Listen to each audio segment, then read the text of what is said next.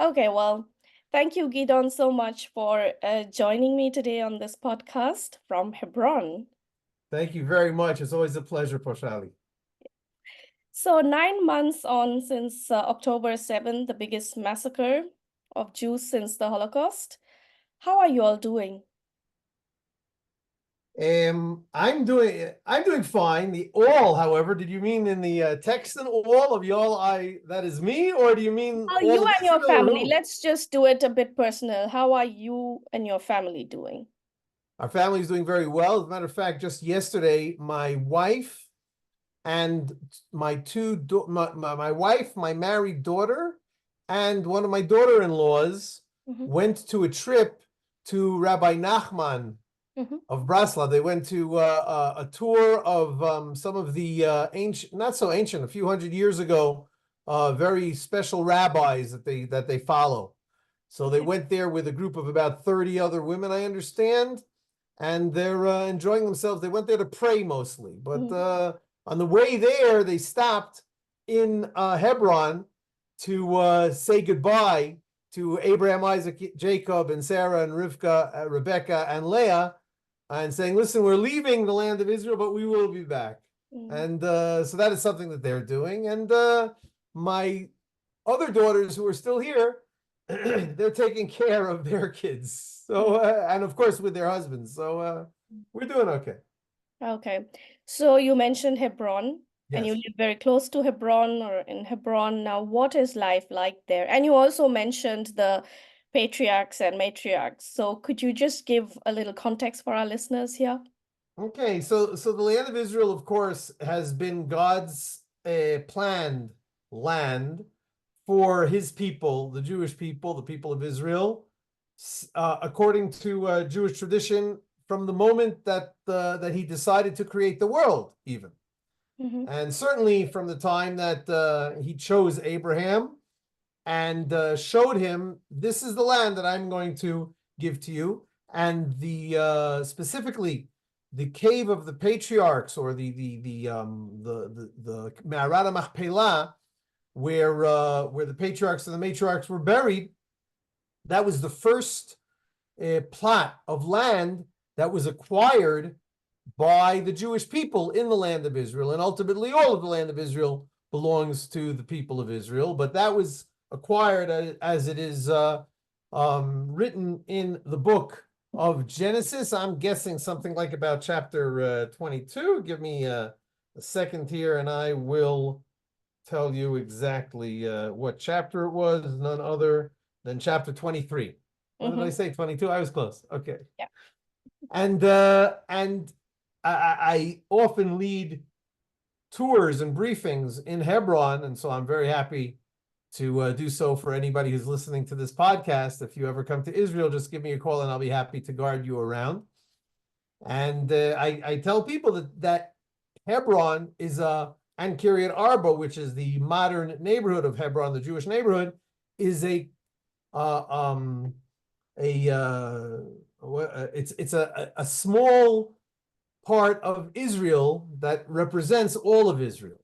Mm-hmm. I just forgot the word for that. It's anyway. That's you get the point. Yeah, yeah. That Israel and anybody who comes to Hebron sees how on the one hand we are here together with the Palestinian Arabs just over the fence Mm-hmm. in Hebron. There are hundreds of thousands of them, and sometimes some of them rage up and execute terror attacks against Mm. Jews. But most of the time, we just have a wonderful life here. And we recognize how important it is for us to live here. So all of those things all together make for a very exciting life. Mm-hmm. Interesting. So Hebron is in area B or So area A, B, and C mm, are the names given to areas of the West Bank, Judea and Samaria, in the Oslo Accords. mm-hmm. And area A is where the Palestinians have both civil and security responsibility in Mm-hmm. principle. And that is mostly the large cities Mm-hmm. of the West Bank, the large Palestinian cities, that's Jenin and Nablus, Shechem, Bethlehem, Hebron, Kalkilia, a few others. Area B is half and half, that the Palestinians have civil authority there. They're in charge of collecting the garbage and fixing the lights and stuff like that. But Israel has complete security responsibility, which means that no Palestinian is allowed to walk around there carrying any sort of firearm. In Area A, the Palestinian police carry firearms, which in principle they're only supposed to use against Palestinian criminals. But unfortunately, more than once, they've been used against Israelis. Area C is where all civil and security responsibility is under Israeli control, and that is where all of the Israeli settlements are as well in Area C, plus the roads that connect the settlements, and much of and everything that is not a Palestinian city or village, basically. So I'm just looking out my window over here, and I see an empty hill. So that could be Area C. I won't bother with looking up a map on Wikipedia or on Google just now, but usually, because you said it's a podcast, so it won't help much. Yeah. But it is important to know that difference. That being said, you asked, that was all just an introduction about Hebron. Hebron is a special place in that, even though it could have been all Area A, just Palestinian responsibility, since there's a Jewish community over there in Kiryat Arba, and also the Jewish community of Hebron, the old Hebron. Therefore, they have H1 and H2 and H3, something like that. So you have about 3% you have 97% of Hebron, which is like Area A, that the Jews are not allowed to go into, Israelis are not allowed to go into. Then you have 3%, which is where Jews are allowed to go. Some of those places, Palestinian Arabs are allowed to go, and some of them they're not allowed to go. But the epicenter, the cave of the patriarchs, half of it is where Jews are allowed to go, and half of it is where Palestinians are allowed to go, and the other half, the other part, are not, except for 10 days a year. Don't want to get into that too much. I'm sure you have a lot more questions. It is just like talk about complications, but it shouldn't be that complicated. But alas, that's the kind of world we are living in.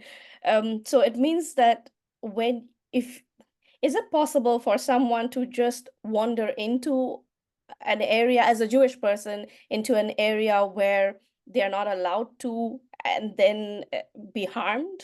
Yes, absolutely. It happens from time to time. But for the most part, it doesn't happen. So people know where to stay safe, which is, I'm sure, like that all over the world. There are places like that. Yeah, well, it's such a historical place and so important for the Jewish people.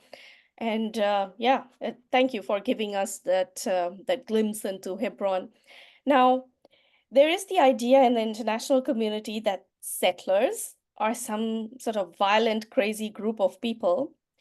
And the international community, a lot of people consider settlements in Judea and Samaria as largely illegal. My understanding of international law is different, and I have attended many presentations from international lawyers that state that the settlements are not illegal in any way. Plus, historical documentation on the British Mandate of Palestine clearly referred to Eretz Israel, or the land of Israel, as the national homeland of the Jewish people. Now, with this background, could you please share what you know of the presence of the Jews in the area of Hebron prior to the establishment of the modern state of Israel in 1948? Well, again, the modern state of Israel, as you said, was founded in 1948. In 1948, the de facto borders of Israel did not include the West Bank, which is sort of like a backwards shaped B. And so and Hebron is in the lower part, the southern part of that backwards B. And that means that no Jews at all were allowed there because they were captured by Jordan. By the way, no country except for Pakistan and Britain recognized the Jordanian occupation of the West Bank because up until then it was part of the Jewish mandate, the British mandate for the Jewish homeland. So we always were expecting that, and frankly, I'll make up a number here, but something like 80-90% of the places that are named in the Bible are in Judea and Samaria. Yeah. So if there's any place that deserves to be the Jewish homeland, obviously it is those places that were the Jewish homeland from time immemorial. Yeah. So that is the way I feel about the fairness and the properness of Jewish people living here. And frankly, even if it weren't here, why should a Jew not be able to live anywhere? Why should a Jew? It's just I think that this international community that you mentioned, it's nice that you use such a nice word for the international community, as if everybody's just singing la-di-da together. I think that we're talking about anti-Semites that think the Jews don't deserve what other people deserve. That they and now all of these, not all of this anti-Semites, but so many anti-Semites are baring their teeth, their fangs, and they're saying, we just want you elsewhere. Where the best place for Jews probably would be where Hitler thought that they should be. And that's what it seems to me. So the only difference between now and then is that we have an Israel with a Israel Defense Force, and we are not going anywhere. Yeah, because the whole notion of giving a Palestinian state in the West Bank is like, and they clearly say they don't want any Jews living there. So where should the Jews of Judea, the word Jew comes from Judea, where should they go? But now there is this, I don't know how many people know it, but in 1929, there was the Hebron massacre, for example, the Arabs brutally massacring the Jews living around Hebron, which clearly shows that there were Jews living there, of course, and there's always been a Jewish presence in the land. So talk about peaceful coexistence, because I know a lot of people try to say that, oh, before the Zionist entity came, there was always peaceful existence. So what about the Hebron massacre of 1929? What happened there? Look, the way that I understand history, and I'm not a professor of history, but the way I understand it, ever since the beginning of Islam, there was they basically wanted to conquer the whole world, and there were places that Islam had already conquered. They call that Dar el Islam, and there was the places that they hadn't yet conquered. Again, I'm forgetting the word Dar el. I don't remember. Basically, a place of war that we still have to make war. It's just that they'll take their time until they make the war, because they have you have to win a war. You don't have to just fight a war. So they're saying, if right now is not the best time to fight, we won't. I think they're getting more ready to do that all over the world. But the land of Israel has always been, since the time of Abraham, since the time of Joshua, since the time of David and Solomon, it's always been the land of the Jewish people, the land of Israel. And anybody who says that it isn't is simply trying to get rid of the Jews. Yeah. You have to repeat that. So the massacre of 1929 was then, of course, the Arabs, which they try now also to get rid of the Jews, basically. Of course. And I want to correct something. The most famous place of that massacre in 1929 was in Hebron. But the Arabs attacked all over the Jewish society in the land of Israel. There were people killed in Jerusalem. There were people killed in Sfat. There were people killed in Tel Aviv and Yaffo, everywhere. There was about, again, I'm not going to spend time to look for the newspaper front page the day after that election, the day after that horrific attack. But most of the people who were killed that day were in Hebron, because in Hebron, the Jewish residents of Hebron said, please, to the Haganah, the defense forces of the Jewish people, a semi-official defense force. They said, please don't come here, because we have very good relations with our Muslim Arab friends. Unfortunately, that did not last long. Mm. Was it also the time of this Mufti, the Grand Mufti of Jerusalem, around the same Exactly. time? He was, his name was El Husseini, Mm, and he said, we have to kill all the Jews. We cannot accept any Jew. That's the whole idea. The whole mm, idea that the non-Dar al-Islam mhm, area, that no place that Islam had been in charge is allowed to go back to anything but Muslim rule.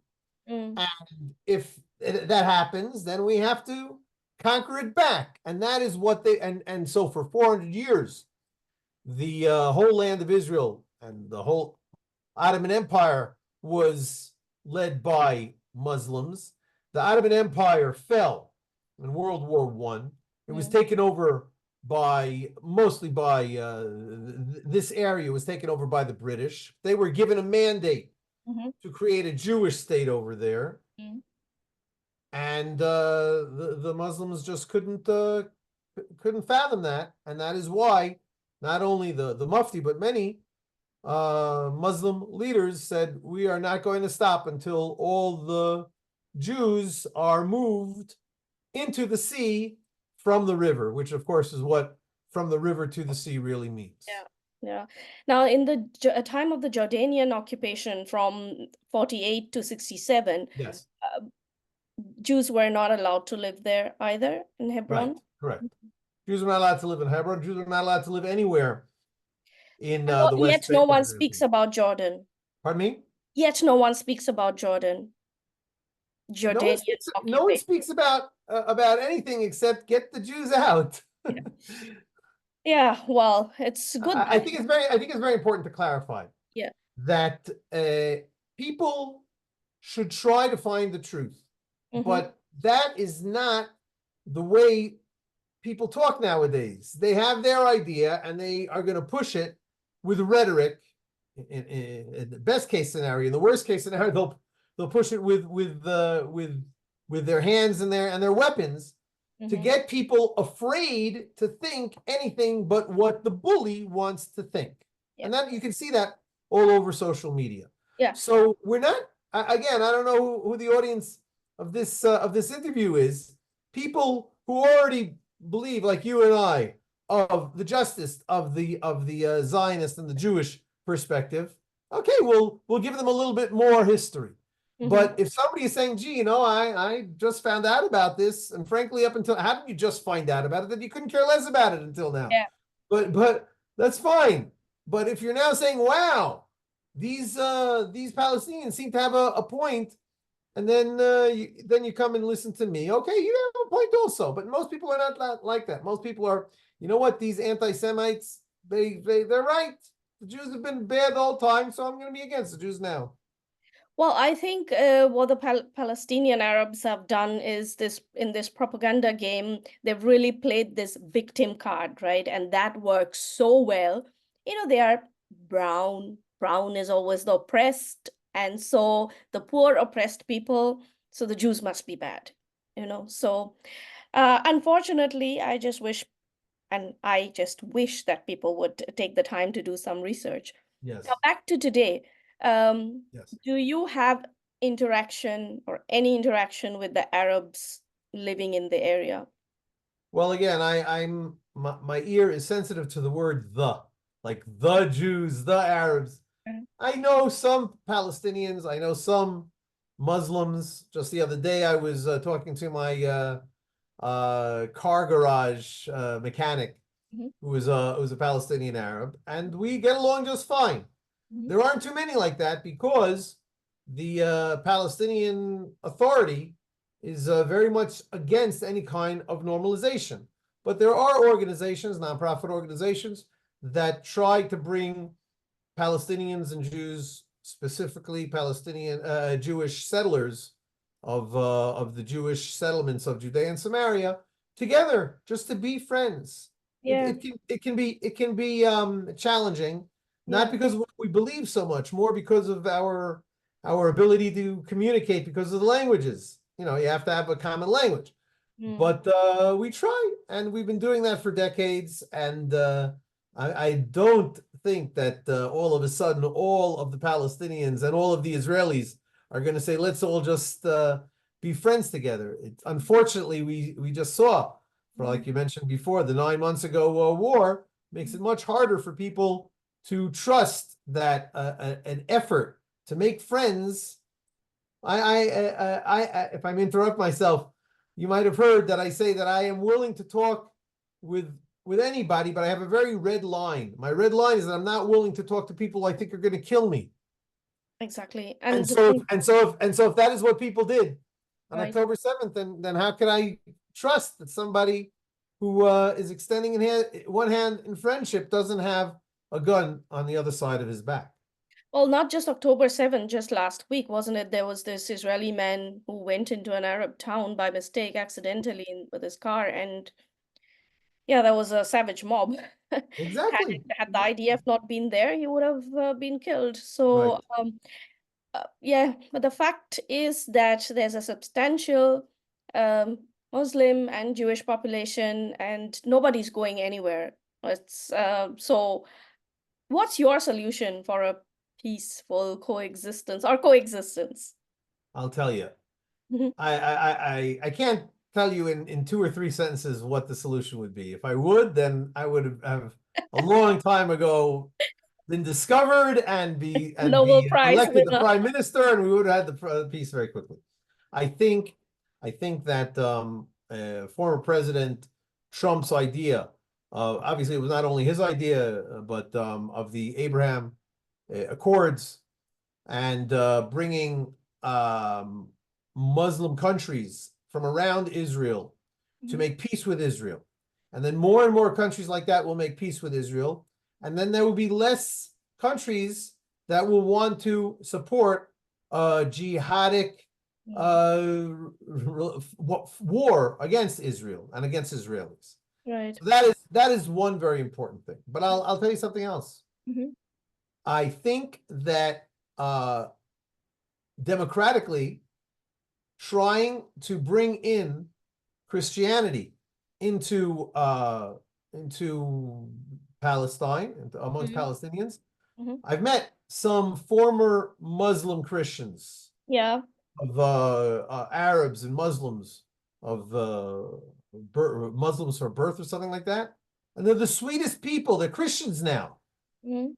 They have and some of their stories are very well known, and they say, listen, we got rid of the enmity, we got rid of the horror to just want to kill people, and we just want to love people. That's what the Christians do. So I think that supporting um Christian ministries that Mhm. try to bring the love of Christianity, the love of Jesus, to uh, Muslims in the Palestinian Authority areas. I Mhm. think that is one way to help bring it better. Sounds like a great solution. And you heard it here All from an in favor Orthodox of Jew. it. Yeah. Okay, now changing topic slightly. Now, 9 months since the war, Yes. the unity in the country seems to be tested again with protests and increased frustration with the government. Now, as a former member of the Knesset and still in politics, you are still in politics, right? How do you view? I'm in politics, but I have never been a member of the Knesset. I've been an activist in the Knesset. Okay, Yes. activist in the Knesset. Well, you certainly are, you know your people in Yes. politics and you are in politics. How do you view these protests against the government? I think that they're very sad. I'm sorry. I know, so I've met some people who are rabidly against the current government, and Hmm. there are reasons to be. But Hmm. politics is politics. Yeah. The problem is that I'm 60 years old. Up until about 10 years ago, we could be pretty confident that sooner or later the left wing and the right wing in Israel and in the United States, I'm familiar with, will pendulum back and forth. So and the issues weren't so horrifically argumentative. But I think over the past 10 years, I think that the left is recognizing that in Israel, at least, and I think also a little bit to a certain extent in the United States, the right is growing Hmm. significantly to a point where the left is not going to have a chance. You have to understand the left founded the state of Israel. It started out with something like about 60 seats, the Labor Party. Okay. Today, no, probably closer to 50 seats. Today, the Labor Party barely passes the threshold with about 4 seats. Okay. So it's gone very, very lower. So the right, on the other hand, is growing both demographically. The religious people in Israel are usually right wing. The right wing in Israel are often religious. Also, it's not a black and white. Are you religious? Aren't you religious? There's a very nice spectrum of traditional in Israel that, again, the more traditional you are, the more you are going to lean towards the right. And the right and the religious people have bigger families, that kind of thing. So and when you have the Palestinians committing such atrocities, that it's a little hard to say, well, let's just be friends with them as they have in the past. So it's very hard to find people who are going for that. So they get very upset, saying, wow, my dream of running this country is falling. It's Mm. crumbling. So that makes them more want to more try to figure out a way I can do it. And they do it through yelling and screaming, basically, which is a shame, because we're all a member of a single family, as we've seen here Mm. during the war. Yeah. All the members of the IDF, they all, whenever they're interviewed on the radio, we just want unity. Yeah. But the people who aren't in the army, they don't want unity. They want power. Yeah. Yeah, that is, as you said, sad, and the Muslim world is watching. And yeah, the thing is that there's nothing wrong with protesting and sharing your opinion, but the way it's done is an issue, and also the Yes. timing, I guess. Yes, Now there's is a not the time and a time to be place. divided. There's a time and a place and a way of everything. Just Hmm. today, the big news story in Israel today is how one brother, I think, of a hostage came to the Knesset, Hmm. not by himself, with his whole anti-government group, and another brother of a different hostage with his pro-government group were in the same room in the in one of the committees, and Mm. the head of the committee said, "Listen, there are a few members of a few family members of hostages in this room, and they're going to want to talk. So I'm saying nobody is allowed to interrupt any hostage who talks, Mm. any hostage member, a family member." So one hostage family member started talking, and another hostage family interrupted him. So Mm. the guy said, so the chairman of the meeting said, "Sorry, you have to leave." The whole country says, "How can he leave? How can he make somebody like that leave? He's a brother of a hostage." Because you have to, because even I think that even members of hostage families have to have red lines of how to behave civilly.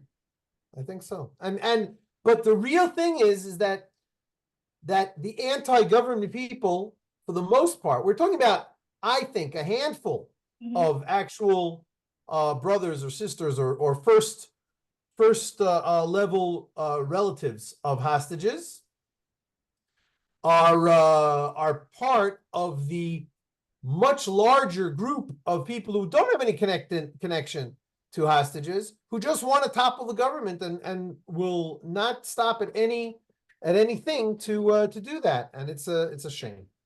It is a shame, and also though, and the hostage families must be so frustrated, and it's just a complicated situation. Yes, But the timing is really sad, and Israel is in fact facing a multi-front war, of course, as we of know, course. and the northern border is getting really bad.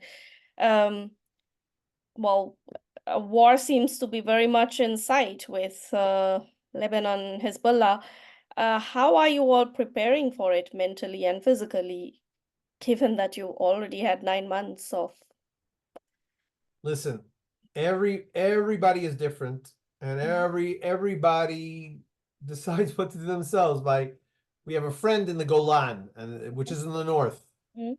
and they got hammered again. They didn't. Nobody got killed, thank God, and they're still living there. But many people in the north were evacuated by the Israeli government. Yeah. But there in the Golan, they hadn't been, and they got a lot of bombs in their area. And they think that for a while they had electricity was went down or something like that. So they said we have to make sure that we have enough water, we have to have canned foods, and we have to have solar powered batteries or something like that. And so my wife said, we should do that also. I said, if the I trust the security forces of my area and of my community. Mm. If my community say, if the people in charge say you should have water, then I'll have water. It's not such a big deal. But everything else they say, just keep on living your regular life and it'll be fine. And even though I live deep in the heart of Judea and Samaria, deep in the heart of the West Bank, I feel that it is personally the safest place that I can be. Surprisingly, Mm. ironically, perhaps. Yeah, ironically, but I can only testify to that, having been in the Judean hills and really driving also through Arab Yes. towns, Jewish settlements. I feel so much at home and so safe there. I mean, in the Jewish settlements. So it sounds weird probably to a person who's never been there.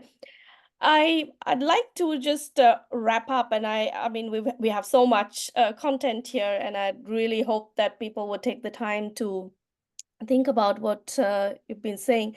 Now, final question, like, what message do you have for people in the West regarding Israeli settlements, the so-called settlements, especially to people who think that these settlements are wrong?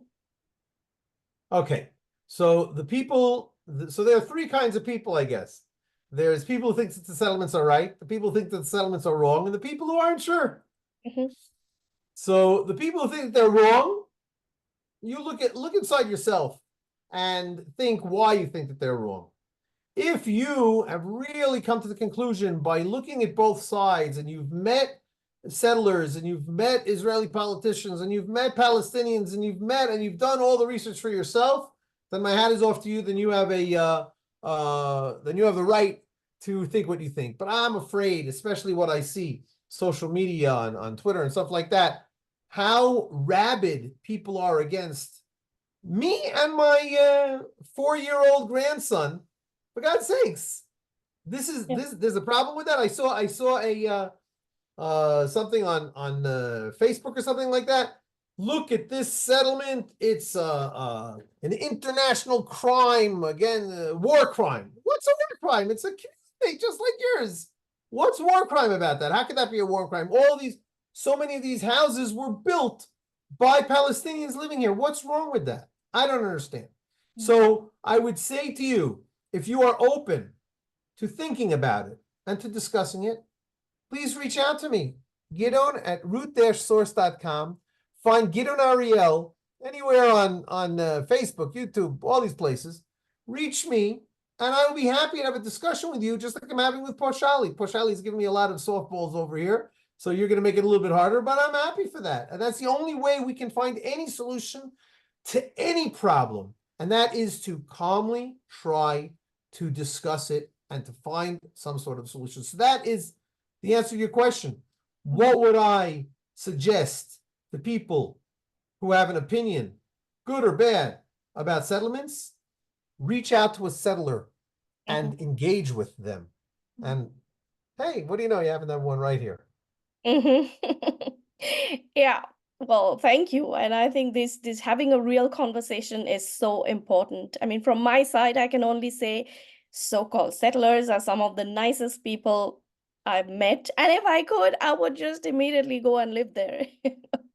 So, and look at me, I'm not a so-called white European colonialist looking person, and I feel absolutely at home there. So they should also make people think, well, you know. I think that's because the value of Jewish people is that we are all children of the one Lord. Mhm. We were all God's children. We're all the same. I feel uncomfortable when people start bringing up the race card because I have no connection with that. I have zero connection with having anything to do. I judge people not by the color of their skin, but by the quality of their character.